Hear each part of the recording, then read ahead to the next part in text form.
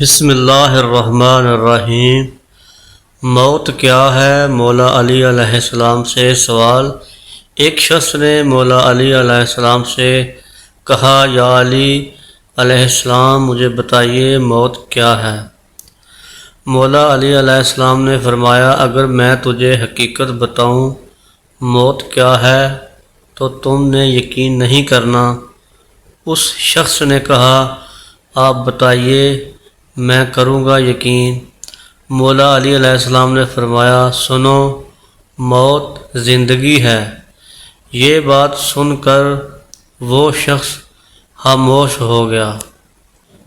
پھر اس نے کہا، یہ کیسے ہو سکتا ہے انسان کی موت انسان کی زندگی ہو؟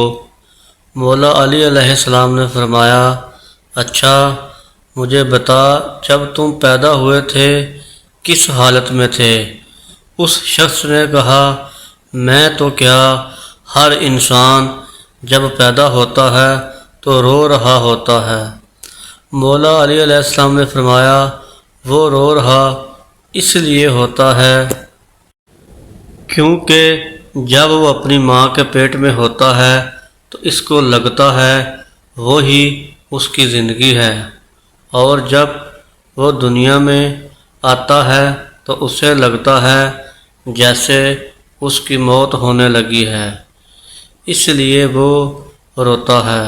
اور جب انسان دنیا سے جاتا ہے تو لوگ روتے ہیں کہ اس کو موت ہو گئی، مگر حقیقت میں تو وہ اپنی اصل زندگی کی طرف جا رہا ہوتا ہے۔ سبحان اللہ۔ ایک شخص مولا علی علیہ السلام کے پاس آیا اور اس نے مولا علی علیہ السلام سے ایک بہت عجیب سوال کیا۔ اس نے کہا، یا علی، کیا اللہ کے پاس اتنی قدرت ہے کہ دنیا کو چھوٹا کیے بنا اور انڈے کو بڑا کیے بنا پوری دنیا کو انڈے میں بند کر دے؟ مولا علی علیہ السلام اس کا سوال سن کر بہت مسکرائے اور فرمایا، اے بندے، جو تو کہہ رہا ہے کہ کیا اللہ ایسا کر سکتا ہے، مگر اللہ نے ایسا کر دیا ہے، مگر تجھے خبر نہیں۔ وہ شخص بہت حیران ہوا اور کہا، وہ کیسے؟ مولا علی علیہ السلام نے فرمایا، تمہاری آنکھ میں جو گول سا موتی ہے وہ تو انڈے سے بھی چھوٹا ہے، مگر اس سے تم پوری دنیا دیکھ سکتے ہو، کیا ایسا نہیں ہے؟ اس نے کہا، ایسا ہی ہے۔ مولا علی علیہ السلام نے فرمایا، اللہ نے آنکھ میں پوری دنیا بند کر دی ہے، وہ ہر چیز پر قدرت رکھتا ہے۔ مچھلی کو ذبح کیوں نہیں کیا جاتا؟ مولا علی علیہ السلام سے سوال کہ ایک مرتبہ مولا علی علیہ السلام مسجد میں لوگوں کو حلال اور حرام کے بارے میں بتا رہے تھے کہ جانور کو پہلے ذبح کیا کرو، پھر حلال ہوتا ہے تب کھایا کرو۔ تو ایک آدمی اٹھا، اس نے کہا، یا علی علیہ السلام، آپ نے فرمایا کہ سب جانوروں کو پہلے ذبح کیا کرو تب حلال ہوتا ہے کھانے کے لیے، مگر مچھلی کو تو ہم ذبح نہیں کرتے، پھر مچھلی کیسے حلال ہے؟